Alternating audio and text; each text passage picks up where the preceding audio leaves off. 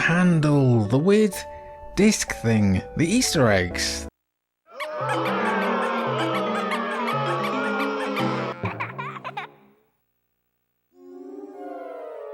The GameCube was a very playful console, but funny jingles and weird controller buttons can only take you so far. Luckily, the GameCube also wasn't struggling for amazing games in its library during its short but jam-packed life. Well, actually it did kinda struggle for games, but not these ones. These games weren't a struggle at all. Here are the 50 best GameCube games of all time. Wario had been his own star already before the release of the GameCube and the GBA, but both of those consoles gave the yellow-clad chunkster a bigger chance to shine. Shout out to Wario World, which was a decent 3D beat-em-up / platformer, if not quite good enough to make it here, but we have to acknowledge the Goliath that is WarioWare Inc. While the series did start just before its GameCube release with Mega Micro Games on the GBA, the GameCube release a few months later, which was Mega Party Games, ported the authentic experience to home consoles. That might sound like a bit of a low-effort port, which does explain its lower position in this video, but one thing that did elevate this version above the original GBA release is the inclusion of 8-player multiplayer, and this is still a very fun game to revisit. While Day of Reckoning 2 obviously has its fans, there is one reason, and one reason alone, why WWE WrestleMania 19 is one of the best GameCube games you can play, and that's because of the absolutely unhinged Revenge mode. Revenge allows you to pick from a roster of the Ruthless Aggression era's finest wrestlers, and also Val Venis is there, and you're immediately fired by Vince McMahon. Fortunately, his daughter Stephanie, saviour of all women everywhere, is also in the business of getting back at Daddy, and orders you to sabotage WrestleMania 19's planning. How do you do that? Well, by fighting mall cops, security guards and construction workers, with one of the levels taking place on a suspended construction site over a seemingly bottomless hellmouth where Vince wants to host Mania. Bonkers stuff. Taking it in turns to yeet village people cosplayers to their doom is simply endless joy. With the success of tennis and golf, it's not surprising that Nintendo wanted to try their hand at other sports for Mario 2. Baseball might not have been the home run that Nintendo were looking for, considering there wasn't another one afterwards, but Super Mario Strikers proved there was enough room in the Mushroom Kingdom for a spot of footy. Super Mario Strikers let players form teams from some of the most iconic Mario characters in order to play Kickabout. Naturally, the Mario Connection meant this was a little bit more than just a normal game of FIFA, with items that you can use to get an advantage over your opponents and superpowered shots that feel lifted out of Captain Tsubasa. The single player modes might have been paltry, hence the lower place here, but grab some friends and you'll have a whale of a time. While PlayStation and Xbox were handing their players plastic guitars and giving them the goal of becoming the next Slash or Tom Morello, Nintendo were aiming for the percussionists of the world. Granted, a set of plastic bongos isn't quite the same as a replica drum kit in the same way Guitar Hero emulated being a rock star, but Donkey Konga was yet another example of Nintendo zigging while everyone else zagged, creating something memorable and enjoyable in the process. Developed by the same guys who did the Taiko no Tatsujin series, people who know a thing or two about smacking drums as hard as possible, the Donkey Konga series of games included various rock songs and Nintendo bangers to create a one-of-a-kind rhythm action experience. Fun at parties and different from other peripheral-based rhythm games, Donkey Konga is great stuff.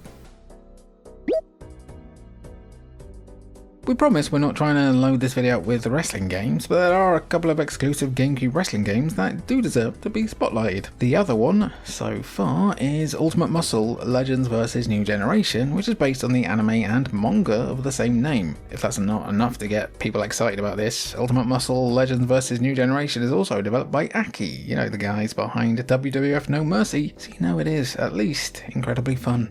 A Who's Who collection of the biggest characters from the history of the series, Ultimate Muscle Legends vs New Generation lets up to 4 players join together for a game that blends wrestling with fighting game-esque juggles and aerial combat. It's faithful to the source material while being easy enough to play that both dedicated fans and casual players can get a kick out of this game at parties. In the end, isn't that what the GameCube is all about? It feels fair to say that, especially compared to the other Resident Evil games that appeared on the GameCube, Resident Evil 0 is considered somewhat to be the red-headed stepchild of the RE series. Why is that? Well, most of it is due to the game's partner system, where players need to pass items between both lead characters Billy and Rebecca, solving puzzles by using their different strengths, which some consider to just be a giant pain in the arse, because it is. Resident Evil 0, as the number implies, is actually a prequel to the events of the original game, with Rebecca and Billy sharing an ill-fated train ride as the events of Umbrella's bioengineering experiments begin to wreak havoc across the Arklay Mountains. While it is objectively not a perfect game, Resident Evil 0 offered the same traditional gameplay as RE make while filling in a lot of the blanks within the game's lore. It absolutely peaks during that train section, but you might still have quite a lot of fun here. Welcome to the first Dreamcast port of a game that deserved better entry of this video. At least Sega had the foresight to port them to a console that would get a better shake of things. Wait a minute. Yeah. Anyway, Phantasy Star Online was arguably one of the few breakout hits on the Dreamcast, and so Sega wanted the MMO series to continue with the other next generation consoles, with the GameCube picking up that mantle. Phantasy Star Online Episode 1 and 2 combines all the content people loved from the original release, albeit with a bunch of new characters and weapons to keep returning fans invested. As one of the few online-enabled games available on the GameCube, PSO Episode 1 and 2 is unique within the console's library. Add in the game's best-in-class RPG gameplay, and PSO is definitely ranking among the best GameCube games ever made. One of the biggest shames of the Nintendo GameCube is the fact that Burnout 3 Takedown didn't release on the platform. But that doesn't mean that the prior game isn't worthy of your attention though. In fact, Burnout 2 Point of Impact tends to get completely overlooked in favour of Takedown, but it's definitely still worth checking out. Burnout 2 improved on the first game in a big way, with more modes, faster cars and better looking tracks, but perhaps the best addition of all was Crash Mode. Yes, the mode where you launch a car into a junction at high speed was actually a Burnout 2 creation. Again, most would consider Burnout 3 or Revenge to be the apex of the series, but Burnout 2 was the franchise's last stop on the GameCube. Talk about leaving them wanting more. Red Faction and Nintendo haven't really shared the spotlight with each other too often, basically ever, but when they did, we got Red Faction 2, which is up there with the best first-person shooters of the 6th generation of consoles. Hey, it's definitely much better to play than Geist. That's not that bad really. Unlike the first game, which was set entirely on Mars, Red Faction is set a couple of years later on Earth. You control Alias as you join together with the titular group of rebels to fight back against oppression and tyranny, using powerful weapons and some environmental destruction to get the job done. Sure, the destruction was scaled back, but the core gameplay is still fantastic and among the best shooters on the GameCube. Rest in peace, Red Faction, you are a real one.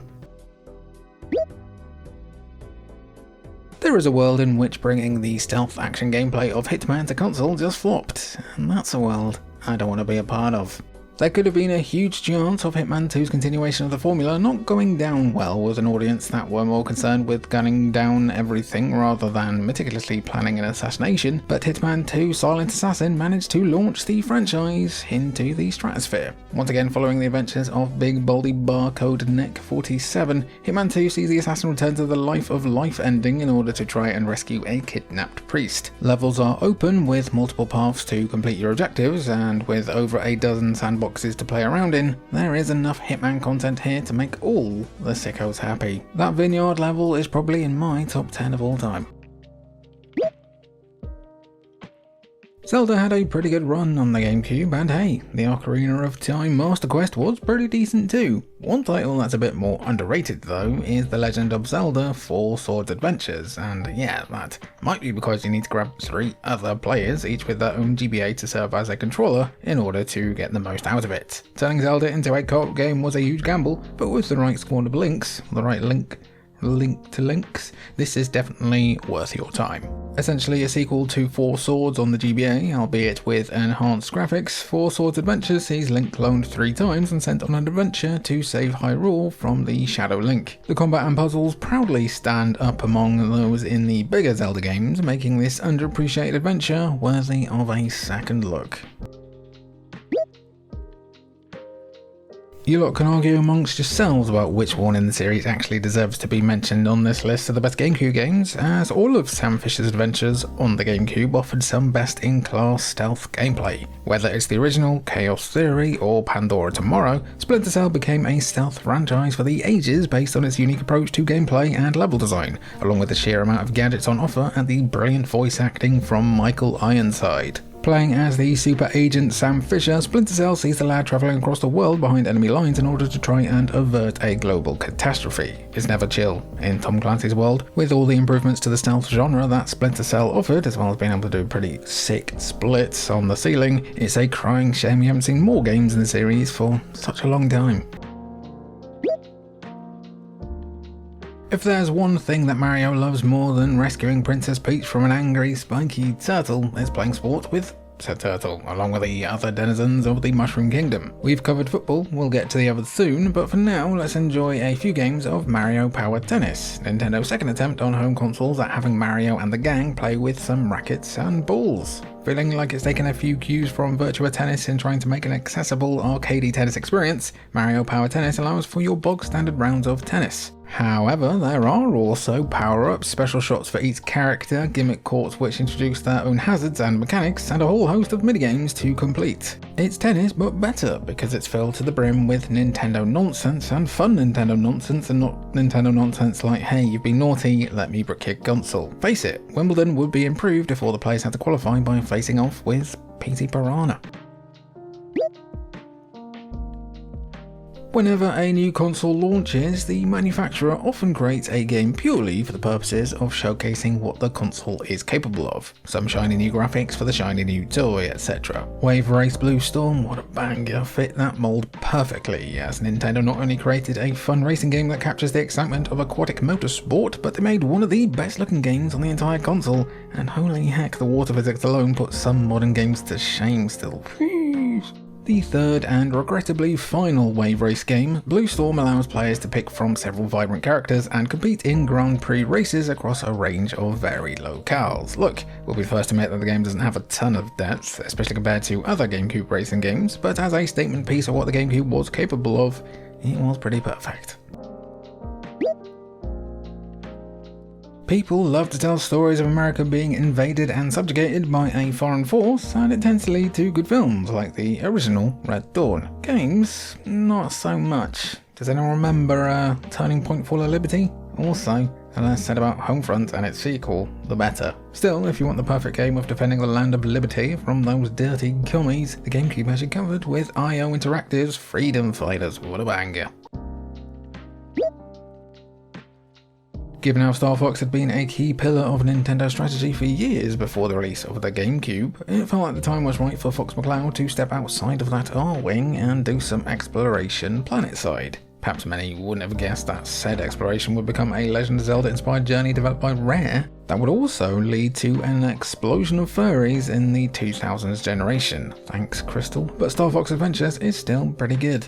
Originally designed to be a game called Dinosaur Planet on the Nintendo 64, Star Fox Adventures sees Fox landing on said Dinosaur Planet to investigate an invasion, finding a planet that's been cracked open like the USG Ishimura was spotted in the vicinity. Granted, Star Fox Adventures isn't the most original game ever made, with the actual Zelda games, ranking higher here, but it looks pretty good and is still a bit of a ball to play. Who keeps sticking these monkeys in balls? Who? What kind of sicko locks simians in spheres like this? We'd love to know, so we can thank them, considering that Super Monkey Ball 2 is one of the best examples of a puzzle platformer ever made. Sure, the PS2 and Xbox might have received the superior Super Monkey Ball Deluxe, which combined content from the first two games, but for a time there, Super Monkey Ball 2 for the GameCube was the superlative SMB experience.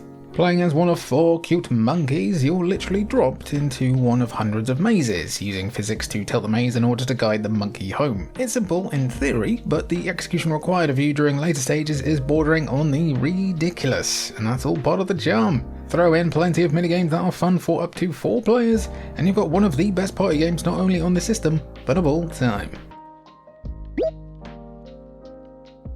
You know how they say that golf is a good walk ruined? Well, nothing about it would be ruined if golf were a bit more like it was depicted in Mario Golf Toadstool Tour. The follow-up to the Nintendo 64's aptly titled Mario Golf, Toadstool Tour is the yes and sequel, with more courses, characters and modes for players to get stuck into. While there were plenty of other golf games for players to enjoy on the GameCube, like Ace Golf, which was named Swingers Golf in America, or the Tiger Woods series of course, Toadstool Tour stands at the pinnacle of the genre. Part of that charm is the accessibility of the 3-click swing method, seen in other games like Everybody's Golf. 1 click to start, 1 to set power, 1 to set accuracy. Simple, effective, and most importantly, it can be played by basically anyone. Throw in a mountain of unlockable characters and modes, and you've got a golf game for the ages. We promise we're done with wrestling games after this one. Scout's Honor. I was kicked out of the Scouts, but hey, look, wrestling is cool and all on its own, but when you throw in some of the biggest names in hip-hop and rap to have a throwdown, you've got something special. Add in the special sauce that is Aki's developers, who heightened the unrealistic violence to feel like something out of a comic book, and you've got Def Jam Fight for New York, a cultural touchstone for the mid-2000s. A follow-up to Def Jam Vendetta, a worthy grappler in its own right, FFNY has players create their own bruiser, rising through the ranks of New York City's underground fight network and squaring off with Snoop Dogg in the process. It's silly, incredibly fun to play, and like many of the best GameCube games, it comes into its own when 4 players are involved. Like the Fallen Soldiers, it was so adept at depicting, it feels like the Medal of Honor series has been taken from us far too soon. EA are clearly busy right now having more fun with the Battlefield series, meaning there's little room in their portfolio for a series like Medal of Honor. Back in the day though, Medal of Honor had FPS fans in a chokehold with its depiction of World War II before Call of Duty was even a twinkle in the milkman's eye. Frontline just so happens to be the best of the best on that front. 9. Whether it's the haunting main menu music that's up there with some of the most beautiful orchestral scores in gaming, to the opening level that's arguably the greatest depiction of the storming of Normandy in any game, Frontline is an FPS masterpiece. Mechanically speaking, has it aged the best compared to modern shooters? Probably not, but it's still a highlight of the GameCube's library. For some people, Spider-Man 2 might be a bit low on this list, as it is considered to be an all-timer of the superhero genre, proving that the larger-than-life world of comic books could translate to video games in ways more nuanced than a simple beat-em-up. If anything though, time has been the biggest enemy of Spider-Man 2, as while it was the first to truly be ambitious with Spidey's web swinging and aerial combat, later games have truly perfected it, and it's a bit ropey-ish these days. Still, future success should never take away from the original's glory, and Spider-Man 2 was without a doubt the best game the wall crawler had seen up until that point. A fully explorable New York City, plenty of villains to fight, and best-in-class abilities that allow players to embody the webhead meant Spider-Man 2 was a lot of people's favourite superhero game. Special mention to Ultimate Spider-Man though, which was just as good and included Venom. Ooh.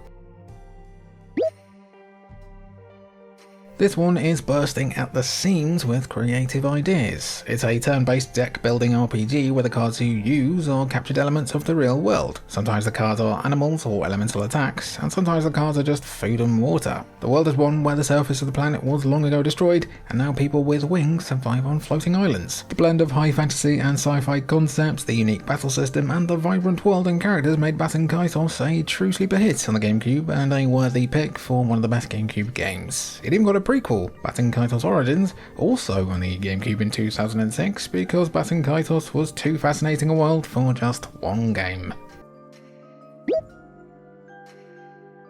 These days, the tired teats of Star Wars enable dozens of spin-off TV shows and movies to be milked, and it becomes impossible to keep up with it at all. Back in the 2000s, it just meant creating tie-in video games of varying quality, and a few pretty decent cartoons. Shadows of the Empire and Masters of Terraskasi might not have been the best games ever made, but most games would look poor in comparison to Star Wars Rogue Squadron 2 Rogue Leader. The follow-up to what is undoubtedly the best Star Wars game on N64, Rogue Squadron 2 continues the vehicle-focused approach, retelling both events from the film and some new scenarios entirely to create exciting gameplay both in the air and in space. While follow-up release Rogue Squadron 3 expanded things even further with new vehicles and on-foot sections, RS2 is considered to be the best pure experience on the GameCube, and it still looks bloody great. Now here's a game that pretty much every MGS fan has something to say about. The Twin Snakes gave the recent, at the time, Metal Gear Solid a serious facelift and some quality of life improvements to make it feel more like the second game. An easier time getting into first person and improved enemy AI make the Twin Snakes a sharper, but some might say far easier endeavour than the original on the PS1. The rock-solid stealth gameplay and immaculate sense of atmosphere comes through even more clearly with the GameCube's improved hardware. But the Twin Snakes is somewhat controversial for how it does alter the original MGS experience by turning the Michael Bay dial up to 9000 alongside some quite sleepy voice acting. It's as big a change as the RE remake when you think about it, but doesn't land everything like that one does. Still, it is absolutely worth playing. Skies of Arcadia wowed role-playing fans when it launched on the Dreamcast in the year 2000, but as mentioned, no one bloody bought the thing. Sega obviously wanted some bigger return on their investment, hence the idea of porting the game to the GameCube as Skies of Arcadia Legends. Launching in late 2002, Legends took the original adventure of Vise and the gang and juiced it up a bit, adding new content into the mix as well. Self-described by Sega staff as kind of a director's cut edition of the original game, Skies of Arcadia Legends added new quests, subplots, hidden items to find, and a whole new list of bounties to collect. Combine that with an already excellent base game that contains sky pirates and some of the most likable characters in RPG history, and you got something that deserves to be part of your GameCube library. While the original Time Splitters never made the transition to consoles other than the PS2 from, well, years at least, Time Splitters 2 and Future Perfect came over to the GameCube and enjoyed all the success you could imagine. Two excellent multiplayer FPS games on a console designed for up to 4 players. Time Splitters 2 and Future Perfect were mathematically designed in a lab to be soulmates for the GameCube, and even though you could make an argument for Future Perfect's stronger single-player offerings making it a better game overall, Time Splitters 2 is simply too unhinged to be denied here. A time-travelling adventure of fighting aliens across nearly 500 years of past, present and future, Time Splitters 2 hops from perspective to perspective as you try and deal with the pesky titular aliens. There is a story, but it is surplus to requirements when the real highlights are the bonkers challenge mode, the map creation tool and the endless fun of 4-player fragging action. Trying to pick the best Tony Hawk's game is like trying to pick your favourite child or something similar. All the GameCube Tony Hawk games are pretty damn good. Sure, some of the off-colour jokes might have aged poorly, especially when you get to Tony Hawk's Underground 2, but for the most part the gameplay from then is still incredibly fun and engaging now. Heck, just look at the recent remakes of Pro Skater 3 and 4. It was fun then, it's still fun now, even if we missed the career mode that Tony Hawk's Pro Skater 4 introduced. Fix that please. For our money though, the best of the best is Tony Hawk's Underground 1. Not only is it a culmination of all the gameplay upgrades and changes that Neversoft introduced up until that point, but the new features like being able to step off your board and explore the map in a new way fundamentally reinvigorated the entire formula. Less good though, Eric Sparrow. He'll always suck. You know what, there's not been enough Beautiful Joe chat around these parts lately.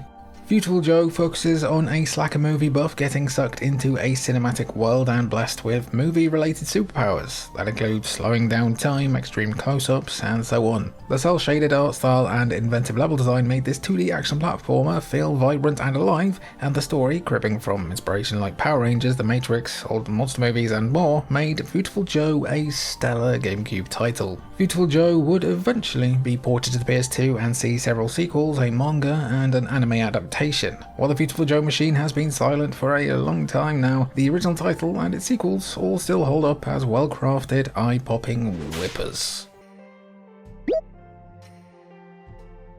Before your Skyrims, your Cyberpunks and your various creeds, the concept of an open world was a more flexible concept, and the term sandbox game was more commonly used to describe them. Incredible Hulk Ultimate Destruction makes its sandbox out of New York City and lets you loose as the Big Green Machine. The results are pure giddy serotonin. Incredible Hulk Ultimate Destruction puts you in Bruce Banner's gamma irradiated shoes as you punch, throw, smash, jump and wreck shop all over the game's sizable map. Hulk can turn cars into boxing gloves, swing light poles like bats, and use all kinds of other environmental improvised weapons for some silly fun. You know what, Hulk probably reached his video game design potential peak here. Are we being controversial by sticking this above Spider-Man 2? Probably, but there's never been a better Hulk game.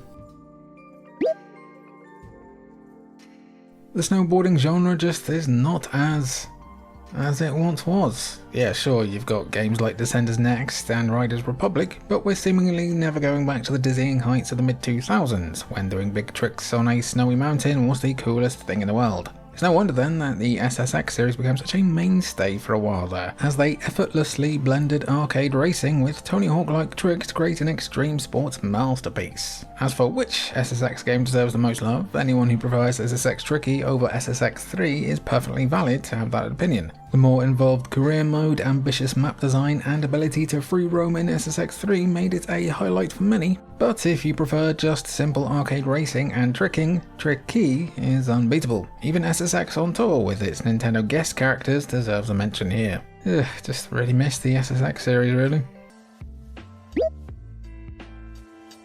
Prince of Persia: The Sands of Time resurrected the long-dormant side-scrolling platformer franchise, bringing it into the 21st century and the third dimension. What's more, the developers at Ubisoft Montreal added a new time travel gimmick to let players rewind time and navigate tricky obstacles. Always love that in games. The game's mix of action and clever parkour-inspired traversal made it a hit, and led to a brief resurgence of the Prince of Persia franchise, including that movie starring Jake Gyllenhaal. Remember that one?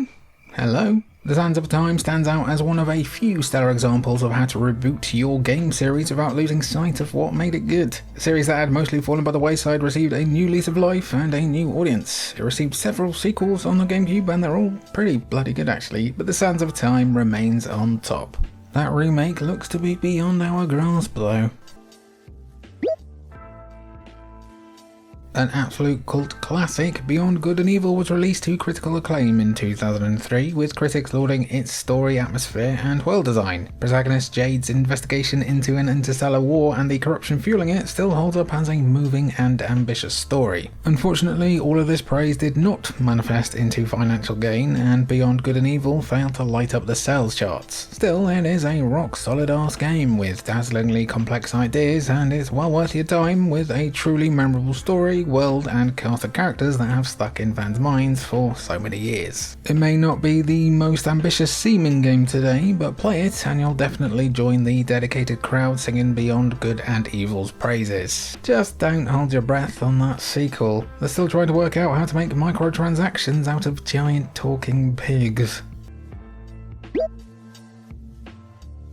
Chibi Robo puts players in control of a centimeters high cleaning robot and sets them loose in a house full of enough health and safety negligence to make Helen Lovejoy faint. As players scrub, wipe, and wash away the grime, they'll fix everyone's personal problems and uncover a surprisingly deep story about families, both found and biological. It's also full of beautiful, bright, and dynamic environments and characters that are still endearing and hilarious today. Chibi Robo is a fantastic spin on 3D platforming that never runs out of new ideas. While its follow-up titles couldn't recapture the same lightning in a bottle, probably because they kept changing that lightning and the bottle, the original game still holds up as a clever, engaging, and memorable GameCube highlight. We mentioned style in reference to Beautiful Joe earlier, but possibly the most stylish game on the GameCube, if not in all of gaming, is Suda51's Killer 7. The studio that would eventually give us No More Heroes presents an incredible fever dream of a game in Killer 7. You control 7 assassins who happen to share a body and hunt down members of a terrorist group called Heaven Smile and their zombie-adjacent minions. While the gameplay is a bit finicky at first, considering it's a sort of on-rail third-person shooter with some adventure game-style puzzle elements, learning the ropes is well worth your time. Inventive level design, bonkers enemies, and an unrivaled atmosphere of unhinged cool all combine to make Killer 7 a singular vision and definitely one of the best GameCube games ever made, for those who can tune into its very weird frequency. The game that launched 100,000 cozy YouTubers, Animal Crossing actually first landed on the N64 in Japan before getting re-released for the rest of the world on the GameCube in 2002. I was there, had a little memory card, it was great.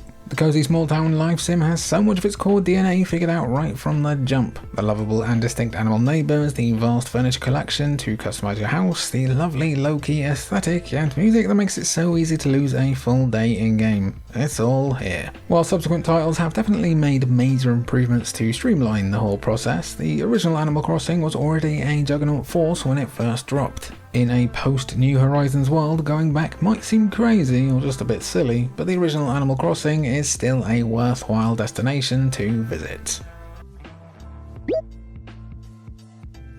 The first Pikmin saw Captain Olimar crash landing onto a strange alien world filled with giant artifacts and tiny plant-headed creatures ready to take his orders. He only has 30 in-game days to repair his ship and make his escape, about half of which he spends watching his little mates drown. Nutter. Pikmin started an entire franchise for Nintendo, and the pretty brilliant Pikmin 4 on the Switch speaks to the longevity of such a great formula. The first game still isn't bad at all. All of the appeal of the series is on full display here. Clever puzzles that involve managing your Pikmin and their elemental affinities, a fascinating and strange alien world to get lost in, and a consistently gratifying gameplay loop that'll have you restarting Olimar's journey over and over again. Because everyone drowned. While Nintendo has often been saddled with the weighty label of the kiddies game company with fewer mature-minded titles than their competitors, the GameCube hosted one of the highlights of the entire survival genre, and that was Eternal Darkness: Sanity's Requiem. Released in 2002, developer Silicon Knights had actually been developing this devious doozy of cosmic horror for the Nintendo 64 before retooling it for the newer console generation. With a story that spans centuries and jumps around with abandon, Eternal Darkness follows a group of disparate souls as they each uncover elements of a dark, ominous mystery. As players' health and sanity meters deplete, the game will actually distort images, throw jump scares at the screen, and even fake audio-visual bugs to spook the player as badly as the characters. This is a boundary-breaking, genre-pushing survival horror gem, and easily one of the greatest GameCube games of all time, and it's really about time I got a port, to be honest. Mario's 3D follow-up to the era-defining Super Mario 64 saw everyone's favourite plumber, though I am quite keen on Thomas Crapper, taking a much-deserved vacation. Unfortunately, when danger follows him to the tropical Isle Delfino and he ends up framed for crimes he didn't commit, Mario has to suit up with his new pal Flood, a talking water-spraying backpack, to clear his name and save Princess Peach yet again. They're just friends, by the way. Yeah, Nintendo, yeah. Super Mario Sunshine has some devious level designs, asking for nigh-perfect jumps at times, but the challenge doesn't detract too much from a game that's dripping in beautiful environments, inventive level design, and a constant stream of fresh ideas that Mario always does so well. It's not many people's favourite Mario ever, especially in a modern lens, but it's still got a feel to it that is pretty unique, and I'd love to see Flood again.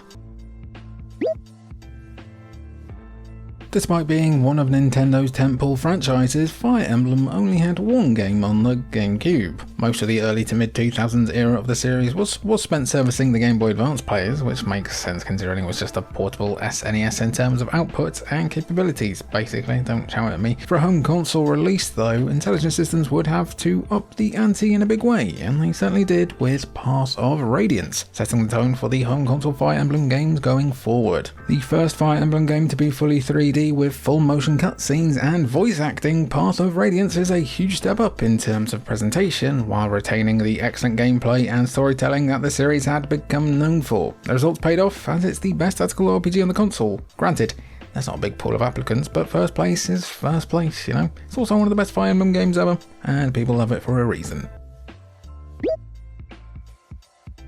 Guys, when this channel does eventually get buried in the algorithm forever in favour of AI generated channels where the OK Boomer Girl reacts to old Family Guy episodes, you can't say that we haven't tried to at least keep F-Zero alive here. You see, what is nuts is that F-Zero GX remains the final home console title in the series since its release in 2003. That's 22 years! When a game is as good as F-Zero GX, it makes sense that fans would keep holding so tightly for hope of a revival. The new story mode that made Captain Falcon feel more like a central character, the white-knuckle speed, the sense of danger around every curve, the vicious difficulty that makes victory all the sweeter. F-Zero GX really is the kind of game you'll think about for nearly 20 years and remember it like you unboxed it yesterday. Shame Nintendo forgot about it, mind you. You can have Mario Kart and F-Zero, you know that, right guys?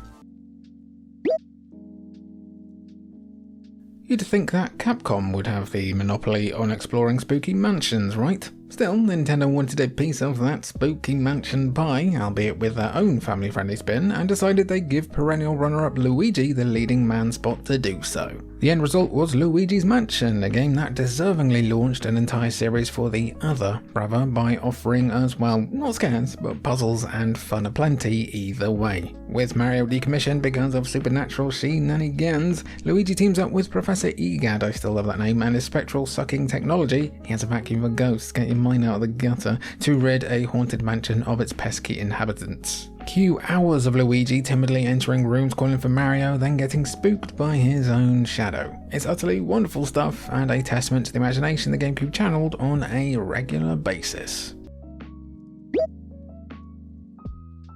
If you were to try and list the best 3D fighting games ever made, Tekken and Soul Calibur would be dueling eternally at the top of the list, and while Tekken was never available on the GameCube, Namco stablemate Soul Calibur sure was. A follow-up to what was considered by some to be the greatest Dreamcast game ever made, Soul Calibur 2 had a lot to live up to, and boy, did it over-deliver. A bigger sequel with more modes, a more expanded weapon master experience, and a host of features to dig into, Soul Calibur 2 beautifully built on the foundations that Soul Edge and Soul Calibur laid before it. On all three platforms, the PS2, Xbox and GameCube, Soul Calibur 2 is an all-timer. What cements the GameCube version as superior though is the guest character, with Link from Zelda joining the battle here. Compared to Heihachi on PS2 and Spawn on Xbox, weirdly, Nintendo fans got the best out of the three.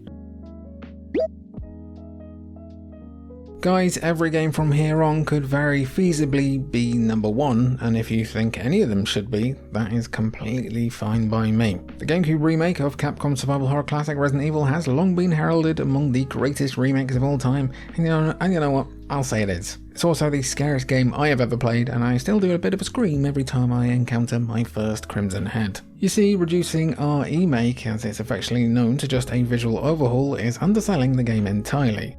This enhanced vision for Resident Evil also offered improved voice acting, not hard, new explorable areas, and even an entire subplot that was removed from the original, making it even more of a director's cut than the director's cut version of the original for the PS1. The tank controls might not be for everyone, but this version is available everywhere and still deserves to be played, and it'll still spook you pretty well. Quick question, do we need a remake of this remake? Is that going too far? Let me know down below.